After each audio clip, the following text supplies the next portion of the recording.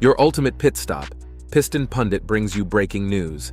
Canada may be steering toward one of its boldest trade reversals in years. Ottawa's 100% tariff on Chinese EVs, once a protective wall for automakers, triggered Beijing's counterstrike, crippling tariffs on canola that left prairie farmers reeling. Now the rhetoric is shifting. Prime Minister Mark Carney signals flexibility. Foreign Minister Melanie Joly admits the policy is under review, and both farmers and automakers demand clarity. The stakes span crops, cars, and Canada's economic future. Buckle up, the developments ahead could change everything.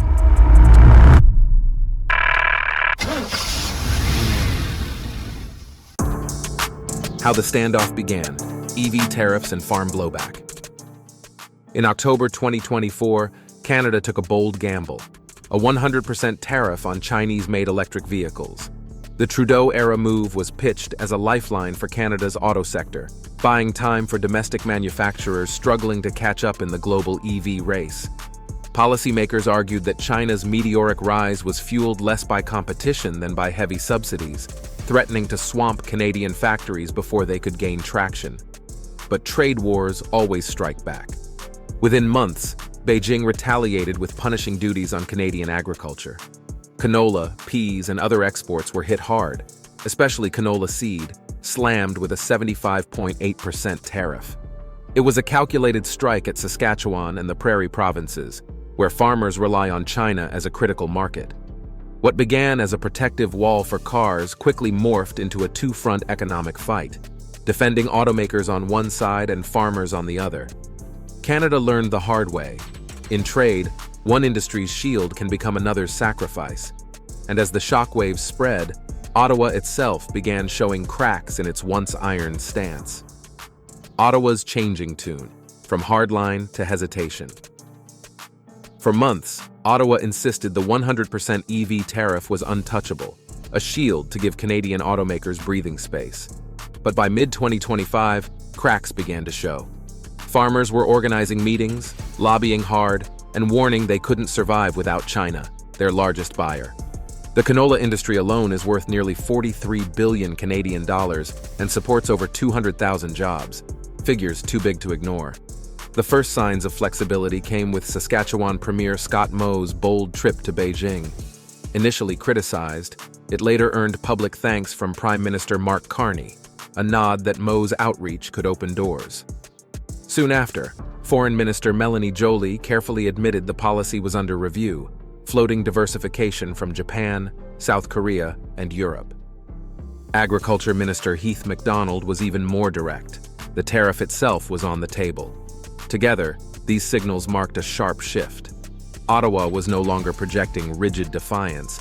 It was pivoting toward pragmatic adjustment, recognizing that farmers and consumers alike needed relief. And while politics shifted in Ottawa, the auto sector itself was buckling under unintended consequences. Before we delve deeper, do us a favor and smash that like and subscribe button. This helps us reach more auto enthusiasts just like you. EV market fallout, policies that backfired. While canola farmers bore the brunt of retaliation, Canada's auto sector was also feeling the squeeze. The 100% tariff, meant to defend automakers, was instead weakening the EV market.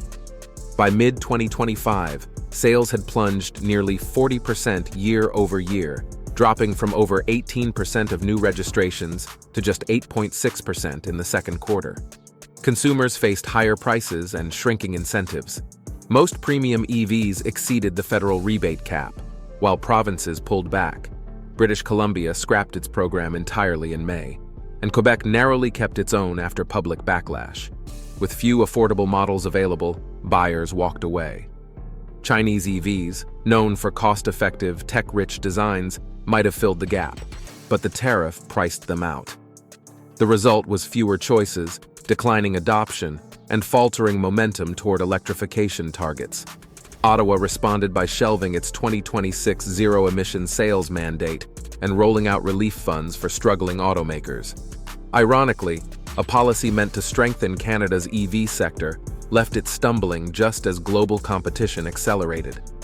And as automakers faltered, prairie farmers continued to endure the harshest blows from China's counterpunch. Prairie fallout. canola in the crosshairs. While automakers stumbled, prairie farmers were hit even harder.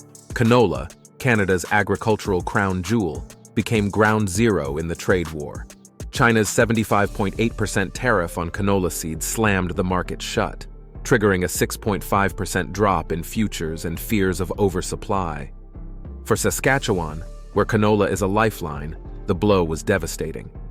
Farmers warned they couldn't survive another season without access to their biggest buyer, worth nearly $5 billion Canadian dollars in exports in 2024. Ottawa tried to project confidence. Agriculture Minister Heath MacDonald pledged potential aid, and Prime Minister Carney pointed to Scott Moe's September trip to Beijing as a step forward. Yet farmers grew more frustrated, convinced their livelihoods had been sacrificed to protect Ontario's auto sector. Prairie premiers demanded relief while federal leaders walked a tightrope. Farmers didn't want subsidies. They wanted restored trade. With every passing day, unsold crops piled up, debt grew, and rural communities faced decline. What started as a tariff shield for cars was now crippling Canada's agricultural heartland. And with tensions at a breaking point, Ottawa now faces a crucial decision about where to steer next. What comes next? Options, pitfalls, and possibilities. Canada is at a crossroads. Hold firm on the 100% EV tariff or pivot toward pragmatism. Full removal would immediately ease tensions, reopening China's vast canola market and reviving farm incomes. It could also unleash affordable Chinese EVs, breathing life into a struggling domestic market. Yet automakers, already squeezed by US tariffs and global rivals, fear a flood of competition. A middle path is partial rollback, easing consumer pain while preserving protection. Ottawa could also diversify, boosting imports from Japan and South Korea, while negotiating concessions from Beijing. Foreign Minister Joly even suggested using tariff relief as leverage, demanding investment from Chinese automakers and Canadian factories, turning crisis into opportunity. The risks are clear: political backlash in Ontario, doubts over China's reliability, and the optics of yielding under pressure. But the rewards, cheaper EVs, restored farm trade, and stronger competition, are equally compelling. The decision will reverberate across farms, factories, and families, shaping Canada's economic identity for years ahead. Which brings us to the big question: will Canada pivot smartly or double down on the tariff wall? Final verdict: a turning point on Canada's trade track. Canada is barreling toward a defining choice: cling to the 100% tariff wall or pivot toward a more flexible strategy. The consequences of the hardline stance are already clear. EV sales have collapsed, affordable models disappeared, and farmers are carrying the heaviest burden. Protection bought time, but it hasn't delivered momentum.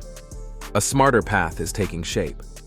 Ottawa could link tariff relief to tangible wins: restored canola access, firm investment pledges from automakers, including Chinese brands willing to build factories in Canada, and diversified imports from Japan, Korea, and Europe to keep pricing competitive.